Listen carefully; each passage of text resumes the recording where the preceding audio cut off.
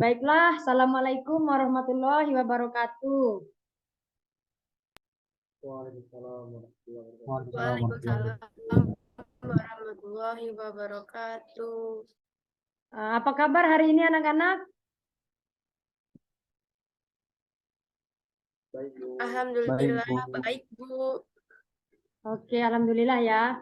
Nah, jadi hari ini kita bakal belajar tentang sejarah Hindu-Buddha. Nah, sebelum kita mulai pembelajaran, ada baiknya kita baca doa dulu. Ketua kelas, tolong pimpin doa. Baik, Bu. Teman-teman, mari kita mulai sesuai menurut kepercayaan dan agama masing-masing. Mulai doa selesai. Amin. Nah, semoga dengan kita berdoa sebelum memulai pembelajaran ini, pembelajaran kita pada hari ini bisa bermanfaat untuk kedepannya. Nah, sebelum kita mulai pembelajaran, Ibu absen dulu. Yang pertama, Rica Arlisa, Hadir, Bu. Meldianto. Hadir, Bu. Oke, alhamdulillah masuk semua. Jadi langsung saja kita masuk ke materi pembelajaran kita pada hari ini. Jadi pembelajaran kita hari ini tentang teori masuknya agama Hindu-Buddha ke Indonesia.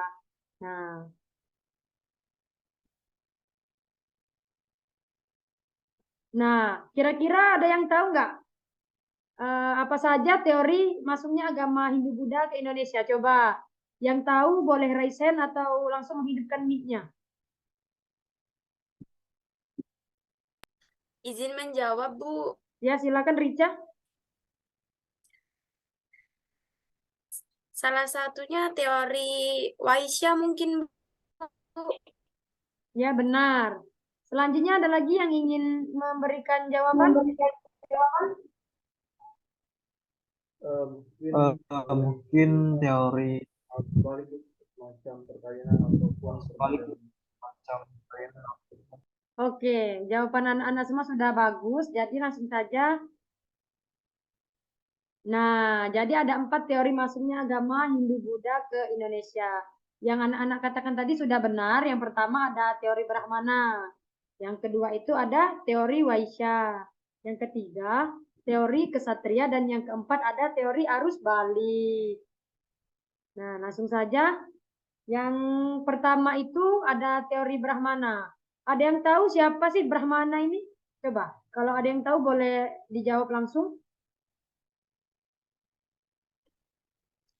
Mungkin orang suci di agama Buddha atau Hindu gitu. Oke, sudah hampir mendekati. Ada lagi yang ingin menjawab?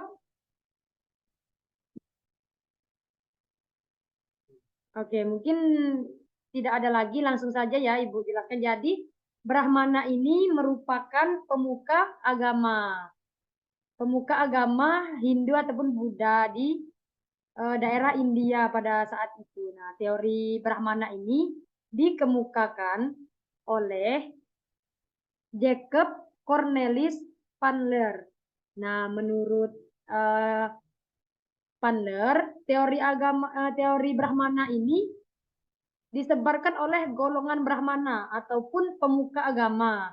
Nah, jadi golongan Brahmana ini menyebarkan agama Buddha ataupun Hindu ke Indonesia. Nah, melalui undangan para pemimpin suku pada masa itu atau pemimpin ataupun kepala suku di Indonesia ini mengundang golongan Brahmana ini untuk menerima dan mereka ini ingin mendapat pengakuan atas kepemimpinan mereka. Nah, jadi seperti itu. Yang pemimpin di Indonesia ini untuk meresmikan bahwasanya mereka itu telah memiliki kekuasaan. Nah, teori ini terdapat sanggahan. Nah, yang sanggahnya itu golongan Brahmana ini memiliki pantangan untuk menyeberangi lautan. Jadi Brahmana ini memiliki pantangan untuk menyeberangi lautan. Jika golongan Brahmana ini menyeberangi lautan, maka gelar mereka itu bisa dicabut atau gelar Brahmana mereka itu dicabut dari mereka seperti itu. Nah, namun golongan Brahmana ini juga terdapat apa? Ada yang mendukung. Nah, mungkin Ibu lupa masukannya di PPT ini. Jadi golongan Brahmana ini merupakan satu-satunya golongan yang menguasai bahasa Sanskerta dan huruf Pallawa. Nah, mungkin langsung saja ke yang kedua. Nah, yang kedua ini yaitu teori kesatria. Ada yang tahu siapa kesatria ini? Izin menjawab. Menjawab. Ya. Golongan para bangsawan kerajaan. Oke, bagus sekali jawaban dari Meldianto ya, benar sekali. Jadi teori kesatria ini dibawa oleh atau kesatria ini menyebarkan agama itu dari golongan bangsawan ataupun panglima perang. Nah, teori ini dikemukakan oleh Profesor Dr. G.L. Munz. Menurut teori ini, kesatria ini menyebarkan agama Hindu-Buddha ke Indonesia. Nah, jadi melalui mereka ini melakukan peperangan, jadi pihak yang kalah itu tuh melarikan diri ke daerah Indonesia dan dari sana mereka menyebarkan agama Hindu-Buddha ke Indonesia. Namun teori ini juga terdapat kelemahan, yaitu belum ada ahli yang dapat menemukan bukti ekspansi yang dilakukan oleh prajurit India ke Indonesia. Nah, jadi yang ketiga ada teori Waisya. Nah, teori Waisya ini dikemukakan oleh N.G. Krum. Nah, menurut teori ini, golongan Waisya. Nah, Waisya ini nih kalau dalam bahasa kita yaitu pedagang. Nah, pedagang inilah yang berperan aktif menyebarkan agama Hindu-Buddha ke Indonesia. Nah, para pedagang ini berdagang dari India ke Indonesia.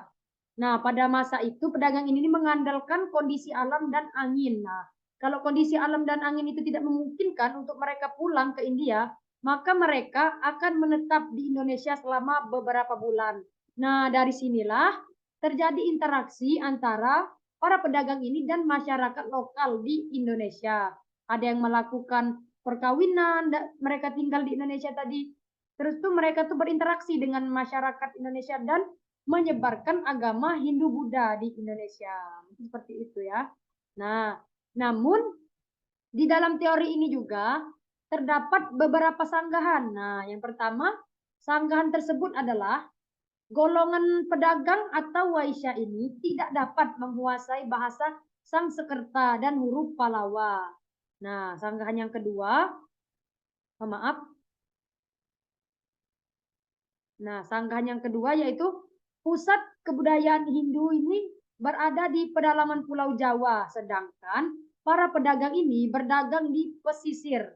Nah, itu sanggahan dari teori Waisya ini. Nah, langsung saja kita masuk ke materi yang terakhir yaitu ada teori arus balik. Nah, teori arus balik ini dikemukakan oleh Frederick David Canbach. Nah, menurut teori ini, orang Indonesia yang berperan aktif dalam menyebarkan agama Hindu-Buddha di Indonesia. Jadi, orang Indonesia ini orang-orang terpelajar pergi ke India untuk menuntut agama Hindu maupun Buddha.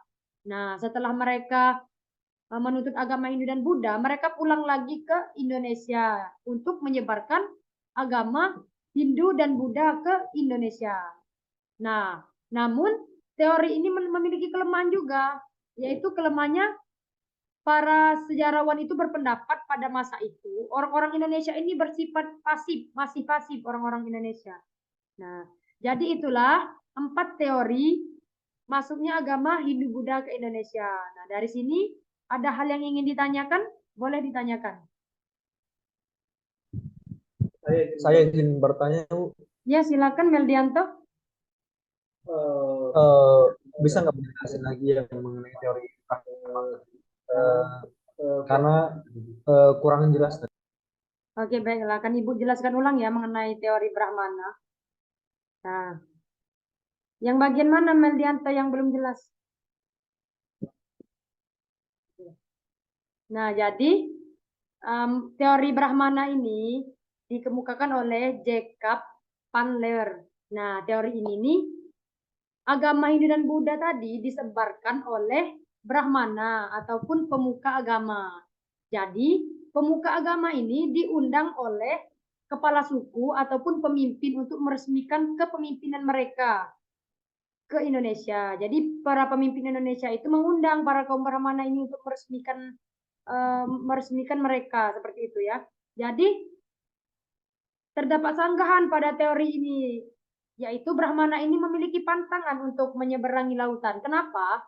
Karena jika hal itu terjadi, jika Brahmana ini meninggalkan tanah air mereka, maka mereka akan kehilangan hak atas kasta Brahmana mereka. Seperti itu. Bagaimana Meldianto? Berarti kalau dari teori ini tadi disebutkan oleh dasarnya tadi ya Bu, bahwa mereka ini sebetulnya tidak boleh para kurang Brahmana itu menyeberangi lautan. Iya, benar sekali. Jadi golongan Brahmana ini memiliki pantangan untuk meninggalkan tanah air mereka ataupun menyeberangi lautan. Jika hal itu terjadi, maka mereka kehilangan hak atas kasta Brahmana mereka. Oke, masih ada yang ingin bertanya?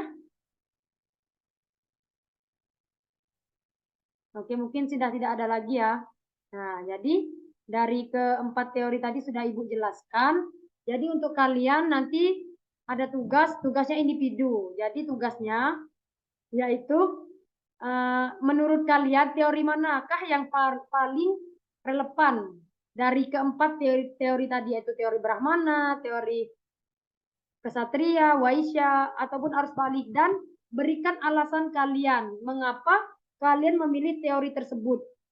Nah, mungkin itu saja pembelajaran kita pada hari ini. Nah, jadi itu pembelajaran kita pada hari ini. Jangan lupa tugasnya dikerjakan dan dikumpul terakhir jam 12 malam ini ya. Oke. Untuk mengakhiri pembelajaran kita pada hari ini, mungkin kita ucapkan alhamdulillah. Semoga minggu depan kita masih bisa bertemu dan kita akan membahas materi baru. Cukup di sini pembelajaran kita pada hari ini.